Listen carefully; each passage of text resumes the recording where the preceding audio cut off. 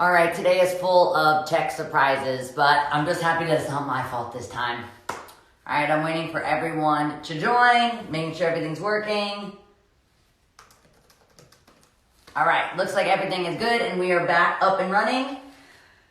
Okay, so now I want to introduce songwriter, producer, frontman, badass philanthropist, Ryan Tedder.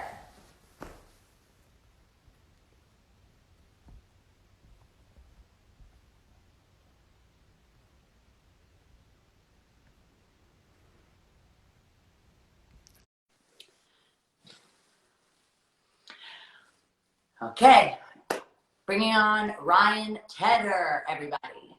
Yo, Yes! there Looks it like is. you've been having some tech problems too. I don't know how. I see you live all the time. I'm telling you though, Miley, it has been, I don't think I've gotten live maybe one time without connection not happening, Wi-Fi not happening. And then 2 nights ago, Instagram Live went down across the whole country for about 45 minutes. That's what was happening right before the show, which I was a little bit panicked. But the good news is no one's really going anywhere, so they're not going to miss the show no matter what. And all my fans are writing, it's okay. We have nothing else to do but wait. So Yeah, I call it the United Nations of boredom. yeah, so I want to talk to you about how you've been staying bright in dark times because your lives and your attitude during the crisis has just been as inspirational as, your songwriting. So, what have you been doing just to mentally stay in, light and illuminated?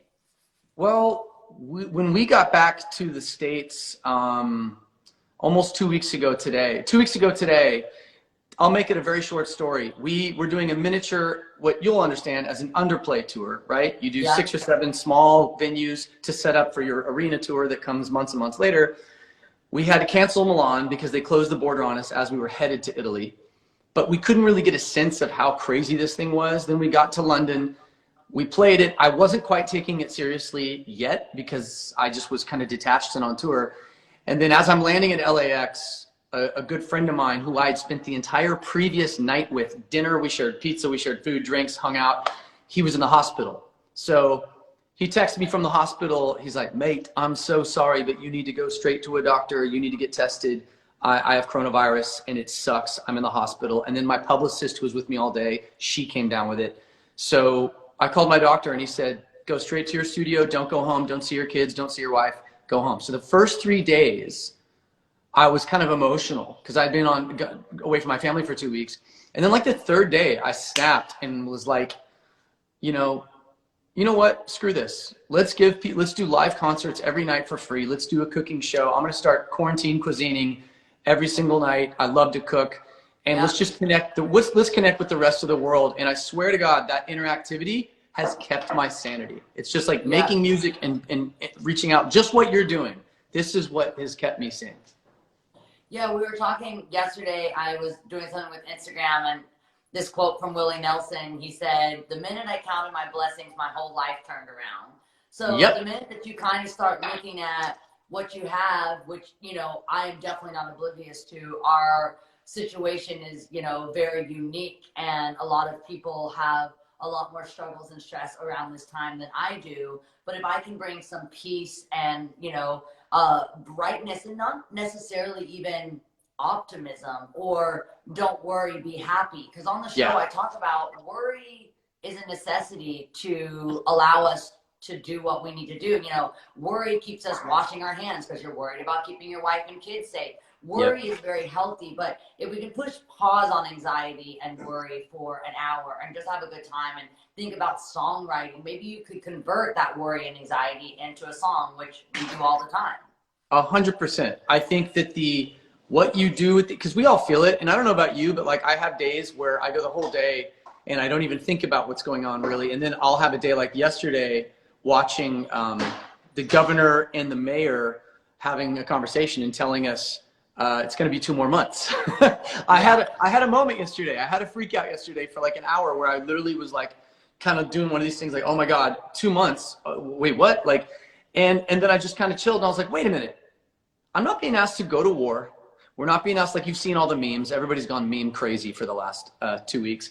But all the quotes about like our grandparents got asked to go like sacrifice their lives and do all these things. We're being asked to stay indoors, watch Netflix, get on Instagram, talk with each other, and interact in new and unique ways. And I think that you are doing, I use you as an example when we talking with Interscope, my record label, and different people. How do you provide levity? We're not providing, like, we're not saying it's all okay, don't worry about anything. What we're providing is levity, and we're providing humor, and music to me is the most cathartic thing in the world. And that's what you do, that's what I do. In songwriting, the amount of songs that are going to come from this experience, I think it's going to be a lot. Yeah, I agree. And yeah, you know what? I think it's a really important talking point, just about not encouraging for every day to go, we're going to get through this together. Like, you know, someone actually said to me one time, like, don't worry, it's going to happen. And I said, it's not going to happen. I'm going to make it happen by my choices. So the more, even though it seems crazy, the more you stay home, the quicker you will get back to life as we know it. The more that you make these sacrifices, the more that, you know, you'll get rewarded in return. The more that we act irresponsibly or go, you know, not being considerate towards others, will just make this process take even longer. And so I think saying, you know, that we're using this platform for people to not worry, we're in a unique position where we do have to worry less, because not much in my life is going to change, but a lot will change in other people's lives. So if we can bring an hour of, you know how you said some days you don't think about it all, if we could bring an hour of that, of just pushing pause on the worry, I would feel like my job is done. And that's what songwriting does, not just in pandemics and not just in crisis, but in heartbreak, when you lose a family member, or when you fall in love for the first time, or you go on, you know, you get kissed. Like, this music narrates our life and narrates our story. And so it's we the use soundtrack music to heal all the time. Yeah, music is the soundtrack. I got into music because I used it so exclusively as the soundtrack to my life throughout childhood, from the first cassette tape I had, which was the Beach Boys' Greatest Hits, to through the MC Hammer and Terribly Dressed scene of the early 90s, through the you know, hard rock and heavy metal, and on into now, and working with artists like you. Music is my catharsis. And I don't know about you, but every single time, I didn't get into music to make money. Like I just wanted to make a living, because music did so much for me as a child, and as a you know, adolescent, and as a young adult. It was my soundtrack to the good times and the bad times. I wanted to create that feeling for other people. And it's really that simple. And every time I get together with songwriters, probably once a session, I look around and I go, can you believe this is our freaking job? You did it with me, which, by the way, we just totally spilled the tea that you and I are working together. I see all my fans freaking out. That we're going to soon. I was going to ask you, because you probably know more about this than I do, because I have never really thought of myself so much as like a business woman necessarily. I'm just like full artist in here, DIY. So like, in regards to streaming or making music, so when you're saying like from the beginning of your career you were just trying to make a living, that actually probably would have been tougher, because it would have been more based on like physicals, and how do you get money to like print the album, and how do you get money to okay, so it would have been very expensive. Now, can't you take your career and take it much more into your own hands by streaming services? So it actually is much more simpler to turn your music into making a living, or is it harder, or what's the deal? It's the answer is a bit of both. And let me address the easier part. The easier part about getting into music now is a career. If you want to get into music as a career, the barrier to entry, i.e. the gatekeepers, I need to get a record deal. When I started in 2003, 2004, pursuing a music career, it was all about, we got to get a record deal. I want to sign with Columbia Records or Interscope, because that was like a brand, that was the first stage stamp of approval, right? Now we make the album. Now we have a hit. If you look at the last, out of the 20 songs in the world right now, the top 20 globally on Spotify, 8 of them are brand new artists that broke off TikTok, that had no previous records. And now I'm not saying that everybody should try and game TikTok to have hits. The point I'm making is you had people that I worked on Lil Nas X's EP. Yeah.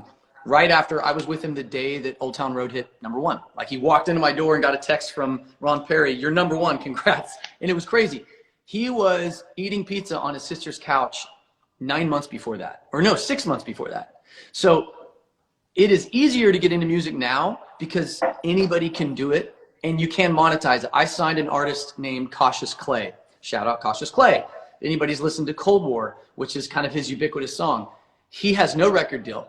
He lives in an apartment in Brooklyn and the guy is crushing it. And he gets no radio and he does so well. That's the easy part. Anybody can get into it. It's good. The hard part is you are now competing with the world. Mm-hmm. So it used to be those barriers to entry, like record deals, all that stuff. It limited the amount. It made it an exclusive club. So if you signed to Hollywood Records like you did, or I was on Interscope or Columbia, it meant I was only competing with other signed artists.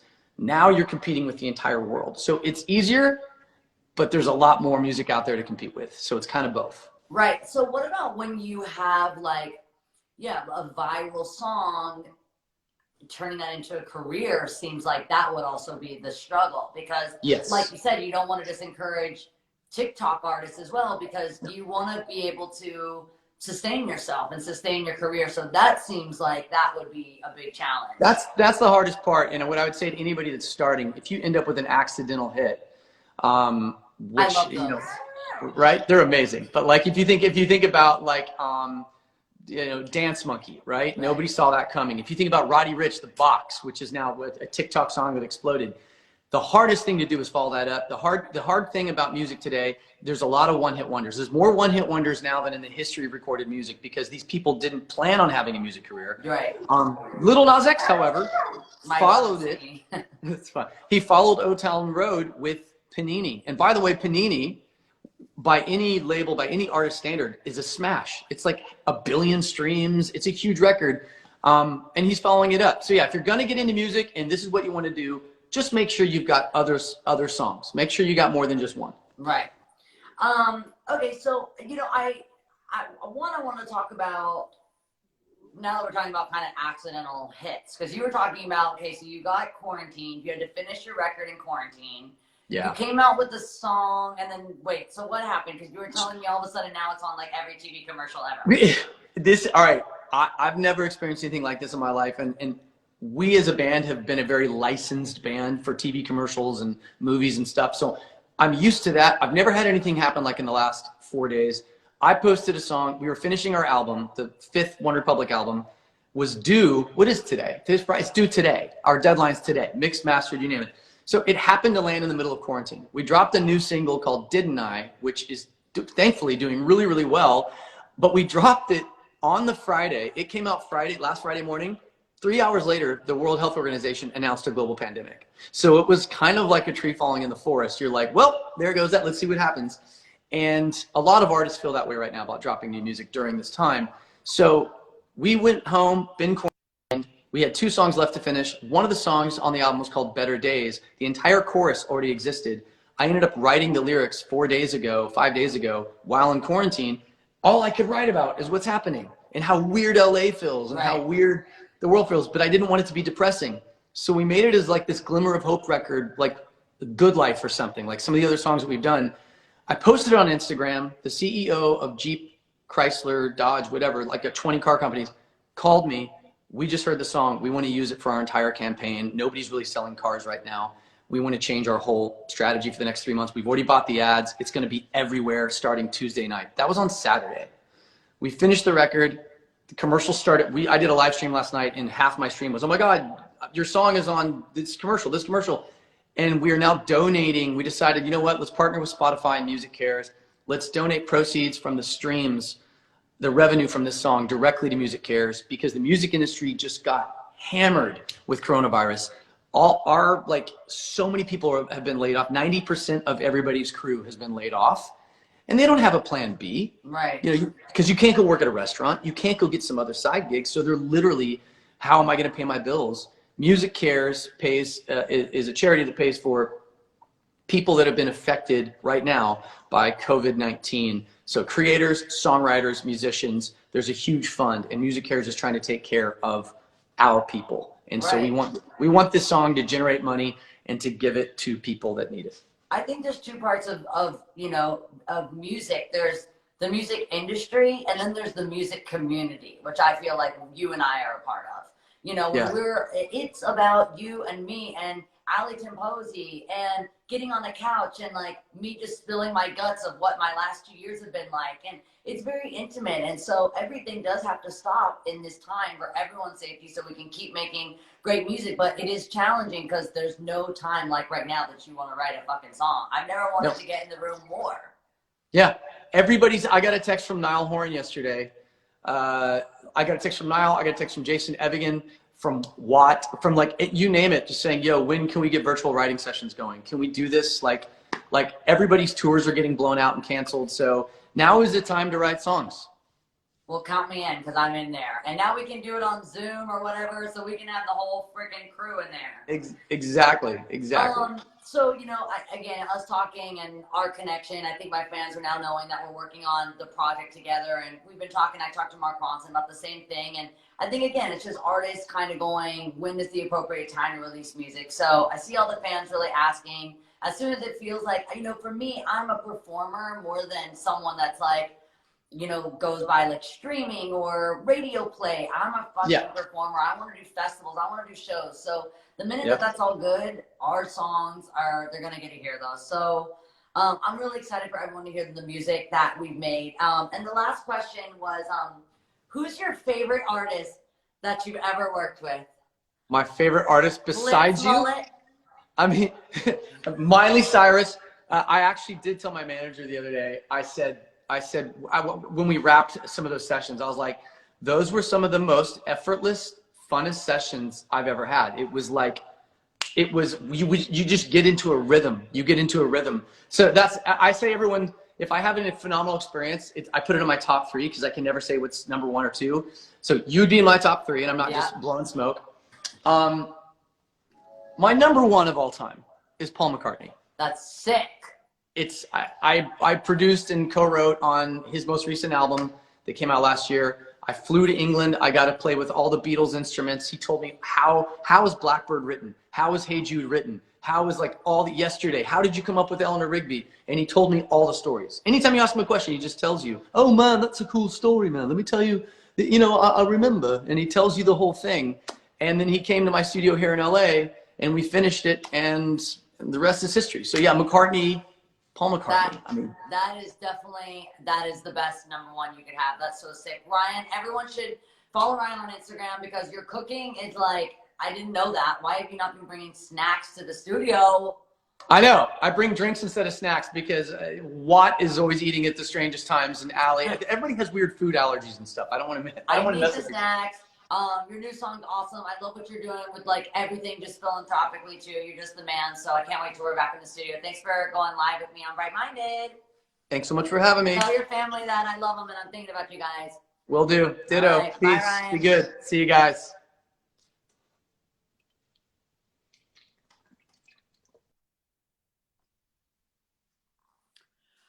All right. Okay, and so now another very special guest, someone very close to me and to my heart, is Ilsey, who I am so happy to have on the show. We've written songs like Nothing Breaks Like a Heart together, The Most, Dream. We've written a ton of songs together, so I'm excited for y'all to get to meet Ilsey Jubber. So she's one of my favorite writers to write with, so I'm going to add her in right now.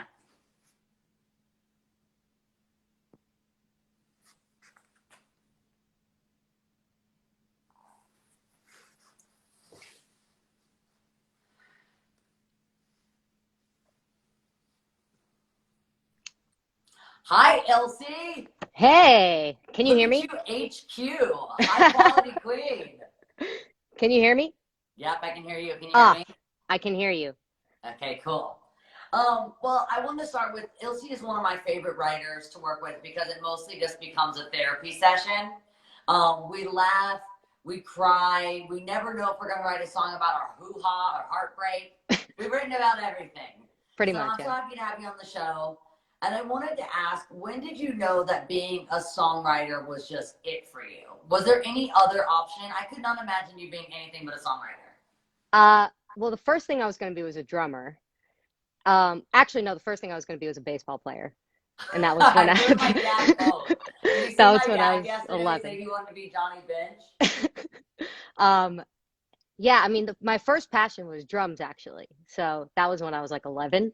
And that was because of Zach Hansen. I was obsessed with Hansen. Oh, duh. Yeah, obviously. Um, and then when I was about 15, I started writing songs, and that was like it for me. And pretty much the second I started writing songs was like, So, did you write songs like immediately on piano? Because I know you play piano. She pretty much plays everything, everyone. Elsie plays everything. So, did you ever write songs like on the drums? That seems like that's one of the last. I guess now well, though that kind of makes sense because people make beats and then write songs to beats. Like, how did you write?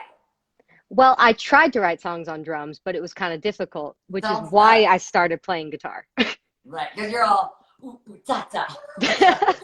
Well, what I used to do is I put headphones on, like giant headphones, and I would play the drums, and I would play along to like Third Eye Blind Yeah, and Dave Matthews Band, and I yeah. would try to sing along at the same time, and it wasn't so easy. I was Um, talking about all the mosaic of like how I became who I am through the artists I was inspired by. Now that you're talking about Third Eye Blind, Hanson, Dave Matthews, I'm starting to understand you more and more. yeah, We've been writing together for like 2 years, and I don't know how I never put this together. Speaking of like Third Eye Blind and Hanson and all these like male bands, we live in a male dominant music industry. How do very you think true. that your experience has been different by being a female in the music industry? Um, I mean, I think that just inherently being female, it's going to be different because I come from a female perspective. I think when you're the only girl in the room, you sort of have to fight for your place a little bit more. Mm-hmm. And I think this thing happens where when I walk into a room, a lot of times people assume that I'm a top liner, which is Right. a word that's thrown around a lot for like female songwriters. So what does And that mean? What does a top liner mean? well, a top liner is somebody that they refer to as somebody who writes like on top of a beat, on top of a track or something like that. And for somebody who plays instruments and somebody who, makes music and is a full songwriter, I don't consider myself a top liner. And I I did think, not even know what the hell that meant when someone yeah, would tell me so was a great top liner. I was all, that's great. I'm a yeah. top too.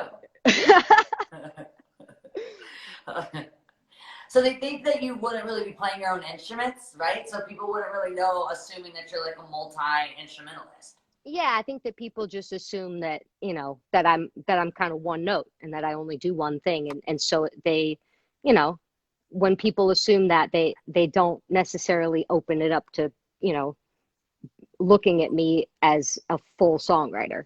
And Right. so you sort of have to prove yourself.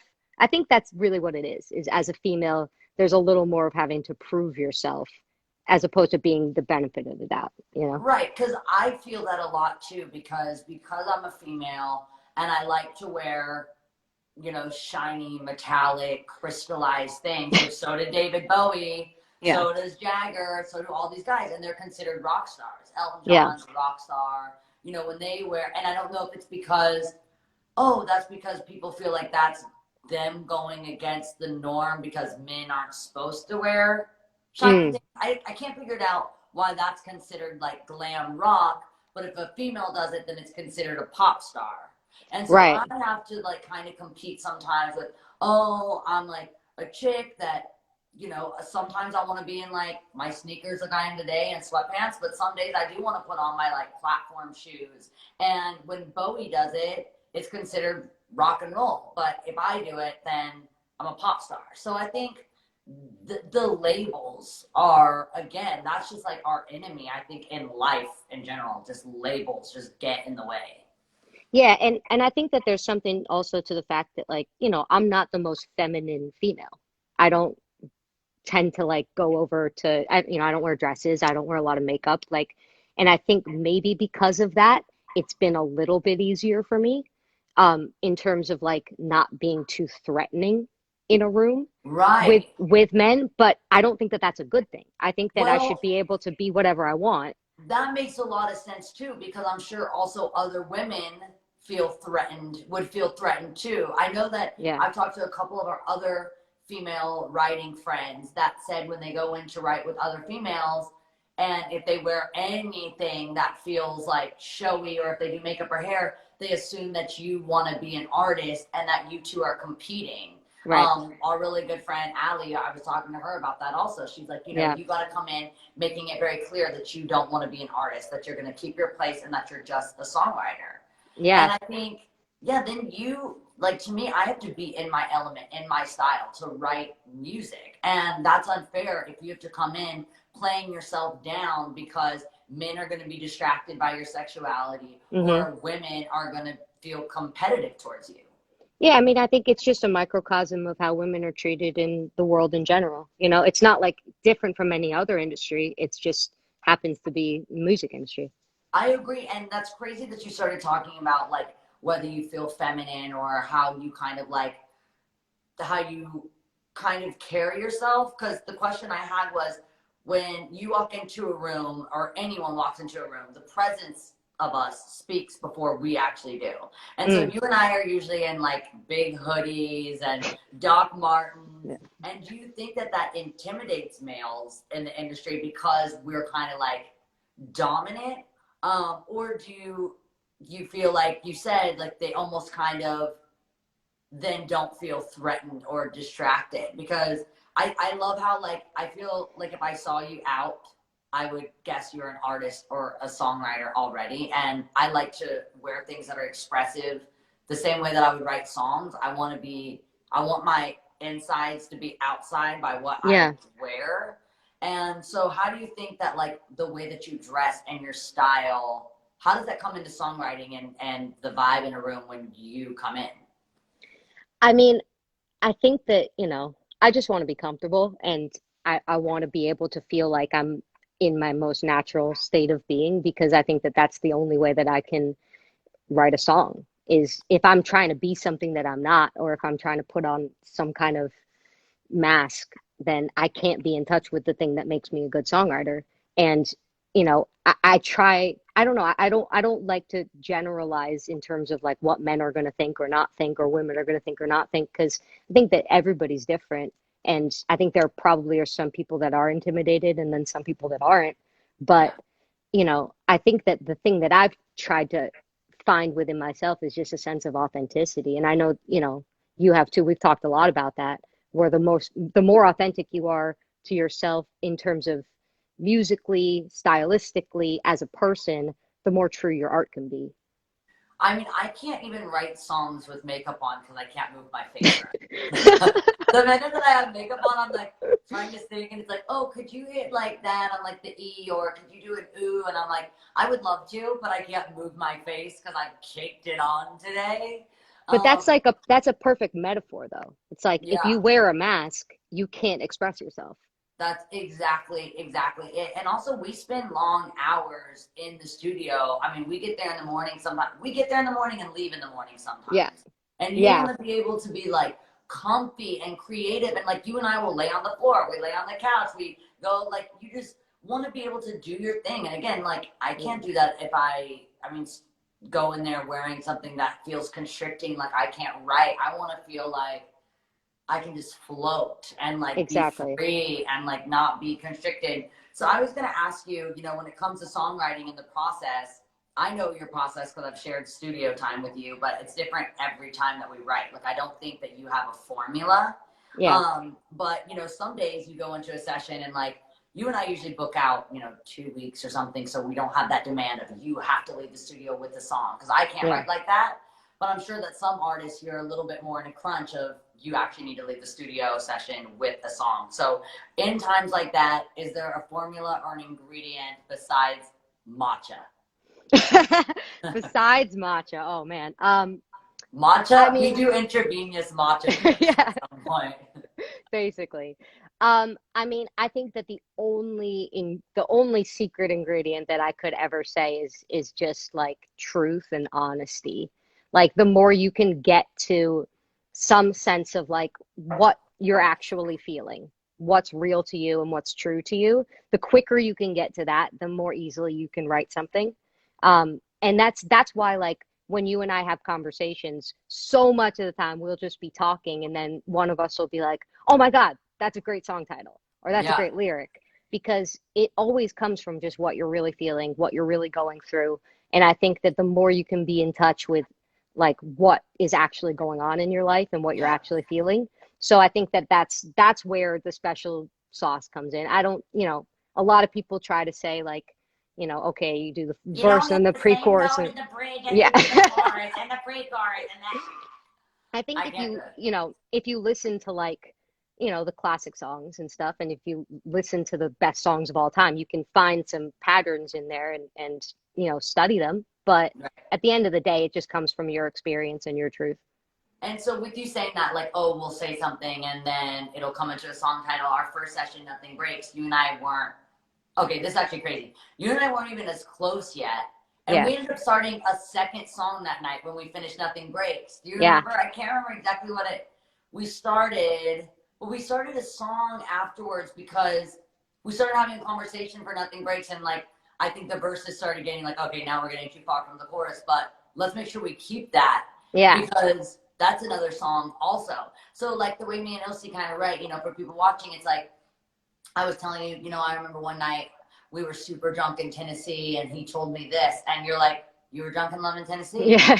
And it's like, Yeah. of course. And so we really just, write by what we're chatting about. And same thing that Hmm. you do with Noah. I met Ilsey through Noah. Yeah. And it's funny because you and I are like a little, closer in probably like age and experience to even some of the like gender stuff and things like that. They're talking about like, oh, I want to wear my sweatshirts. And like, I find myself to walk into a room and be intimidating because I'm kind of like dominant and, Yeah. all these different things. But when you're even writing for someone, like Noah, what she's going through from like a 20-year-old's perspective. And Yeah. a great songwriter is really a great listener because you just Yeah. listen and translate.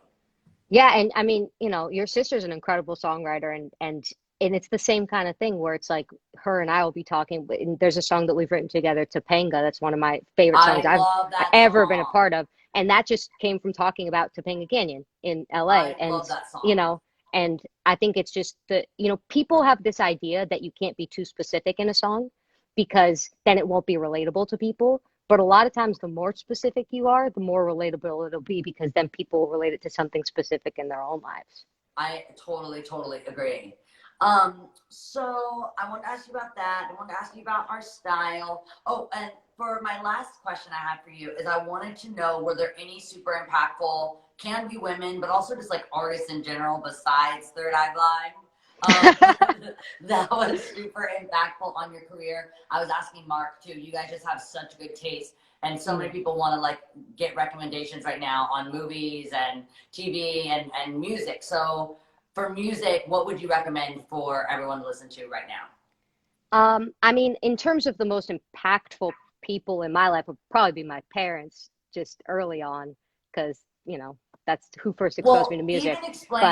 even But explain that too about like so your dad obviously was a musician. You kind yeah, of grew up in the music and actually just like the yeah, industry in general. So your yeah, grandparents worked on, okay, explain that. yeah. So my grandfather was a television creator, producer, and made awesome TV shows, Brady Bunch, Gilligan, stuff like that. And Boom! Things like that. This things thing's like like that. the He freaking was Brady actually Bunch. he was the very first songwriter in my family because he did like the theme songs and stuff. Um, That and is then, crazy. but my mom was actually in like a comedy rock and roll band the whole time I was growing up. So am So I. That's my aesthetic. I would say I'm like comedy rock and roll. yeah, I'm a comedy rock and roll solo artist, but same thing.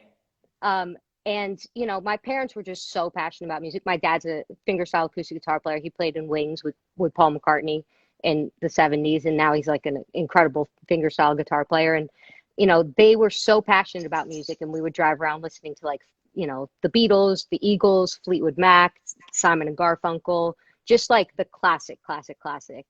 And when I started listening to music on my own, you and I bonded over like Beth Hart as like Yeah. an amazing female singer-songwriter. That's kind Um, of probably most of these fans actually only maybe know Beth Hart because I cover I cover her cover. It's a third generation cover. I cover her cover of I'll Take Care of You. And I've always credited Beth Hart to that song. Cause it's funny. I was talking to Tedder about this, and Ronson, how you can, some artists of the newer generation, you can take a classic old song and make it your own so much that like even Prince would write records for other artists and no one would even know that Prince is the writer. Yeah. You know, so you can actually, Like nothing compares to you. yeah, for Sinead Yeah. O'Connor. So these songs you can take and cover and make them your own, even if you don't write them. So I was asking Tedder what he thinks about people putting music up on YouTube and on Spotify. That's a great way to do it as well. Just to, if you're not necessarily a songwriter, but you're a really talented artist or singer or guitar player, it's great. You can really make your cover of a song your own, really, if you really interpret it in a unique way. Yeah, absolutely. I mean, I think, especially like you guys were talking about, with everybody on the show, like now is the time to really explore all the parts of yourself that like you've always wanted to. And I think that there's that saying like necessity is the mother of all invention. And Right. and when you're forced to sort of do things in a different way, amazing things can come out of it. And we're seeing that right now with like, hospitals being forced to figure out how to use ventilators in a new way, and people making all these masks and you make vaccines when a new virus comes around because you have to. And Right. Even for myself right now, I'm like teaching myself how to use Pro Tools because I can't go into the studio with anybody. So I'm like, well, I guess I have to learn how to record myself. And, I think that like now is the time for people to be making those covers that they've always wanted to make and teaching themselves the instruments they've always wanted to learn. And, I think that it's a really difficult time for people, but it can also be a really creative time. And, we're stuck, so you got to make the most of it, I think. I agree. Ilsey, you were like so awesome. I think so many people, I can see everyone writing just how inspired they are. Oh yeah, can we show the real stars? Hi baby! Oh my goodness. Hold on, I have to introduce you to your cousin. Come here! Come here! Actually, this new puppy is because of Ilsey. Oh! The puppy under the couch. Oh, he's sleepy. This was because of Ilsey, because you sent me pictures of puppies on Instagram. I said you should go, and there I went. So he's an angel. His name is Bo, short for Rainbow. Moose, say hi to Bo. When we're allowed, we'll have a puppy play date very soon. Can you believe this right now? Unbelievable. The fact that I can't. Mood.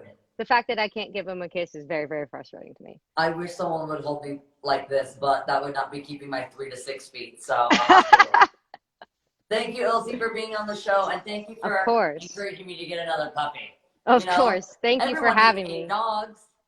Thank you for having me. I'll talk to you later, Ilsey. Can't wait to get back in the studio. Bye. Okay, that was a great show. One of my favorites, getting to talk about music and songwriting. That was my puppy. Okay, so I want everyone to tune in tomorrow. It is going to be an episode where we celebrate LGBTQ history. I'll have queer historian Matthew Reamer, celebrity photographer Vijay Mohindra, Nicole Richie and Paris Hilton, and Michelle Visage from RuPaul's Drag Race. Also, don't forget to check out To Right Love, Honor Arms, and also, I'm sure you saw on my Insta stories, but these cases, Hannah Montana inspired from urban sophistication. If you go to their website and you use Happy Hippie as the code in checkout, you'll be able to have the profits go towards Happy Hippie for Feeding America. So they're super cool. I have one on my phone right now. Don't forget about To Right Love. Here's the crisis text line. Tomorrow, Nicole Richie, Paris Hilton, more Nicole, and celebrity photographer Vijay Mohindra, who always believes that something wonderful is about to happen. All right, everybody, I'll see you tomorrow. And do not forget that hope will not be canceled. Go to TrueRightLoveHonorArm.com. All right, have a great day, everybody. I love spending my mornings with Have a great day, everybody. I love spending my mornings with y'all, and I'll see you tomorrow at 11:30 a.m. PT for another episode of Bright Minded.